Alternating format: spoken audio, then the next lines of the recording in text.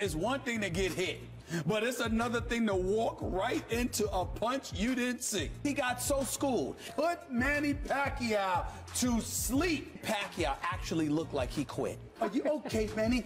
The boy got schooled. Obviously, he desperately wants to redeem himself.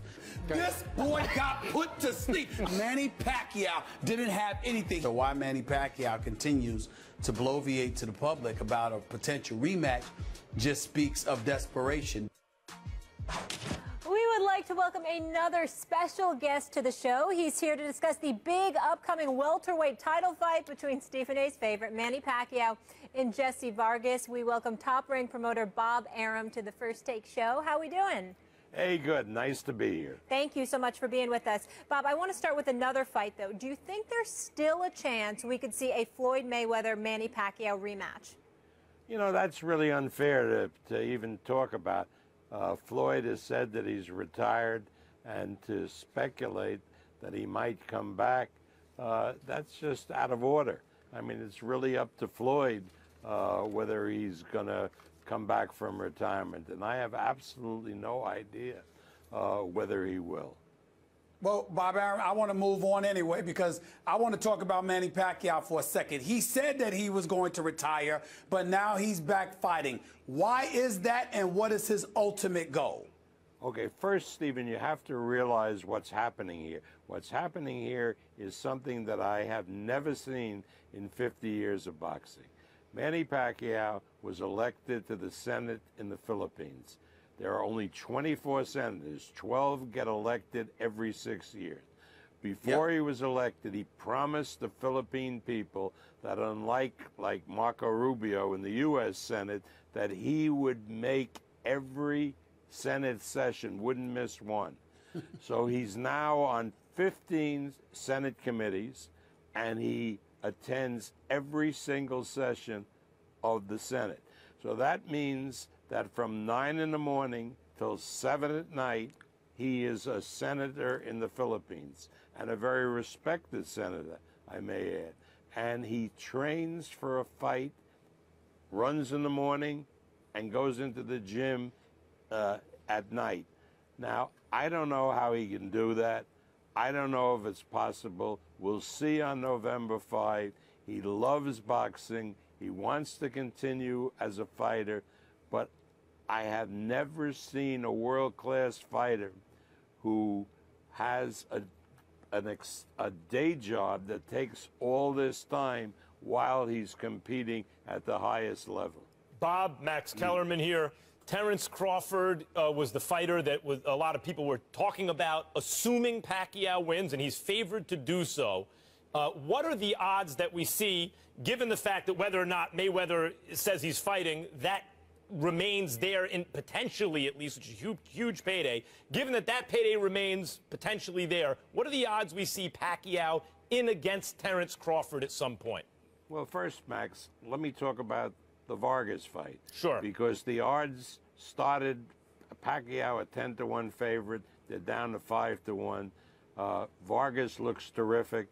Vargas is bound and determined not only to win the fight, but to knock Pacquiao out. I don't know who's going to win the fight, but one thing I'm sure, it's going to end in a knockout. Yeah, Vargas is a solid fighter who's gotten better, even shown more power recently, but still Pacquiao is a 5-to-1 favorite at this point.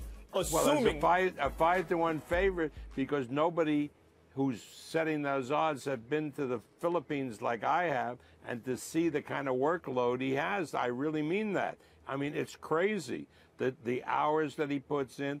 And people say, well, you know, he's an athlete, so how can anybody take him seriously as a senator? But remember, Manny's been all over the world, and a lot of these senators haven't. So they look up to Manny because he has a world view, because he's traveled the world. So, Bob Arum, you sound worried. Are you worried because you're worried about his schedule and how that may affect him? Or are you more worried because Jesse Vargas is being underrated to some degree in your eyes? Which one is it? Jesse Vargas has become a terrific fighter. He has a trainer, Dewey Cooper, that has turned him from being a defensive fighter to being an offensive force. And when he won the world title, he knocked out Saddam Ali, who is a terrific fighter, was a member of the U.S. Olympic team, and he knocked Ali out cold. And let me tell you something, the way Manny fights and the way Vargas fights, if Vargas hits him, which he's capable of doing, he could knock Pacquiao out. Remember, Vargas had Bradley out in the last round. The referee stopped the fight by mistake because he thought that the 10-second was the bell. Probably wouldn't have been able to knock Bradley out. There was only 10 seconds left.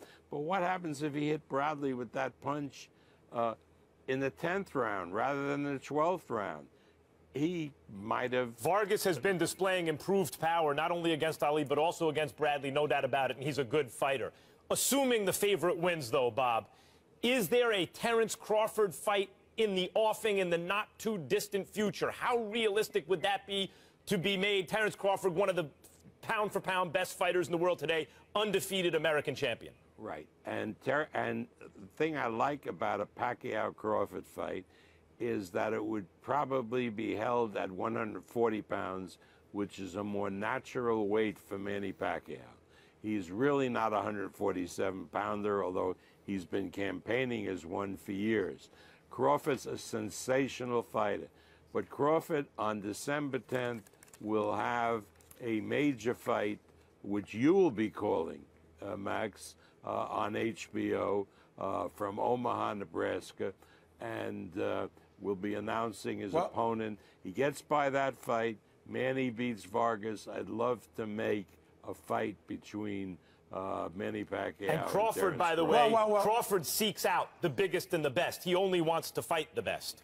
That is correct. But let me say this, guys. Well, Max is calling that fight. I'm calling a fight on November 5th. And I got to ask you this question, Bob Arum. Max brings up Terence Crawford. One of the debates that he and I keep having when it comes to Manny Pacquiao is, how come he keeps mentioning Terence Crawford? How come I haven't heard the name Errol Spence Jr.? I would like to see Pacquiao in a fight like that. What about something like that, Bob? Assuming he wins. We got to wait. Errol Spence looks like he's going to be a terrific fighter. He really does. But he hasn't really proven himself. He hasn't fought for a world title yet. He hasn't fought some of the best fighters in the welterweight division. Can he possibly rise to the top? Can he beat a Garcia? Can he beat a Thurman? We don't know. Probably yes. But the truth is, he's a terrific prospect, but he's still a prospect. Stephen, he's still a prospect. Maybe he has the goods to rise. Well, he's a contender, but I agree with you. He hasn't proven what Crawford's proven so far. But by the eyeball test, I think we'd all agree, eventually, if they're the same size, Crawford and Spence would be a tremendous matchup. In the meantime, Stephen A., I know you want to talk about Pacquiao. Well, listen, I'm just looking at Pacquiao, and I'm of this mindset. As I look at Pacquiao, Bob Arum, I'm wondering what the goal is. Because, like you said, this schedule probably is not going anywhere. And if you're worried about him with the schedule, assuming, again, he gets past Jesse Vargas, the reality is clear. He's going to need to be locked in and focused on boxing and not being a senator in order to beat some of those elite fighters that are out there. Wouldn't you say that? No, because he's made a commitment to the Philippine people. He's a very sincere, dedicated guy, and his commitment to the Philippine people to serve as a full-time senator takes precedence over his boxing career. I had to fly over to the Philippines to meet with the president of the Philippine Senate to determine when they're going to take a recess and the only date we could get from Manny was November 5. And the only concession they would make to Manny's boxing career is the session will not start on Monday after the fight because he can't get back. You lose a day traveling over there. It will start on Tuesday. Tuesday, which is Election Day in the United States. We're all particularly great boxing fans and sportsmen will have gone to the polls and will elect the first woman president of the United States. Bob, before we let you go, as we mentioned, Stephen A. will be calling that fight November 5th. How do you think he's going to do? Well, let me tell you something.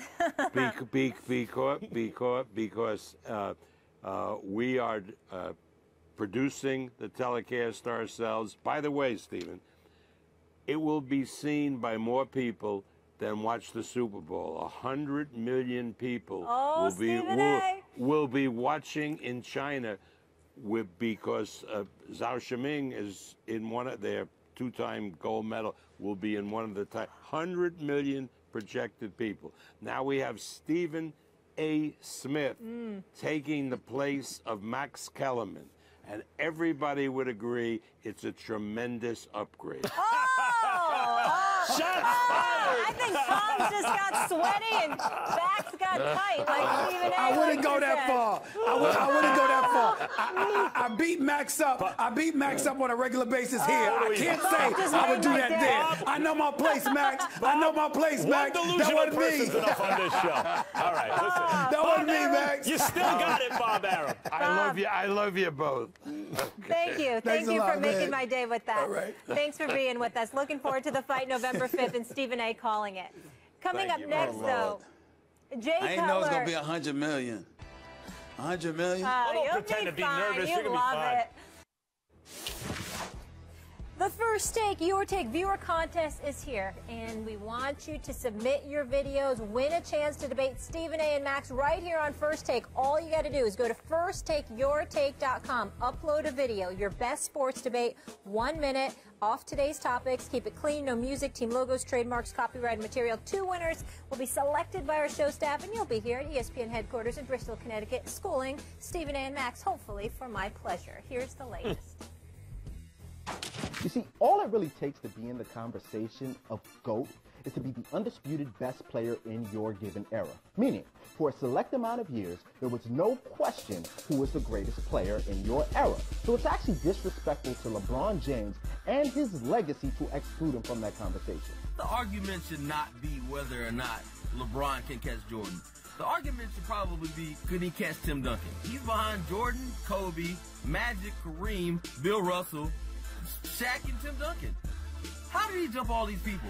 I'm going to tell you what LeBron did that Michael Jordan didn't do. LeBron went back to his hometown of Cleveland, and you know what he did?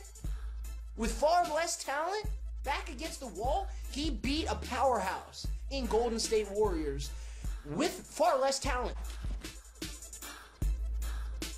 Yeah, what do we think, guys? My two tough judges here. I like the guy asking the question about Tim Duncan and Kobe and all that. He makes very, very valid points in that regard. Yeah, he makes kind of valid points. But the one after him, I like the delivery. I like the presentation. I thought that guy was the best of the bunch, but if your content isn't airtight, and I thought it was good but not great content, then your flavor's got to be over the top, and neither one was quite over the top, Stephen A. We had a couple better earlier, I think. I got to admit, Max is a little hard on these guys, and I love it. I love it. I appreciate that. Listen, let's not let him off the hook. Let's not let him off the hook, Max. I mean, Max, if they want to come on, the show. They want to be on national television. They got to bring it. I like Max doing like that. That's actually one good thing I do like. Wow. I'm proud of you, Max. And I'm proud. I'll continue to be nice. There's always something. We asked you earlier in the show to vote on Twitter. Has Durant made the Warriors worse? And you said 47% saying yes. 53% say no. So 47% of the greater American population thinks Kevin Durant temporarily he's made them worse. Yes. Temporarily. Stephen A., your thoughts? People are smoking something. Oh, please, it's one game, one night. Something wrong with all those people, just like it's something wrong with Max. I don't even know what the hell they talking about. By the way, everyone's going to be watching Westbrook tonight. Yeah, what do you expect? You know, well, they're going to kill him. Westbrook's going to score 1 billion points. Against the Sixers? They're going to kill. I want to see I want to see what Embiid looks like. Because Joel Embiid looks like he could take the league, if he could stay healthy, by storm this year. If he could stay healthy. Yep. If he could stay, that's like asking if my hair grows back. Listen, gentlemen, it's been fun. We'll see you tomorrow.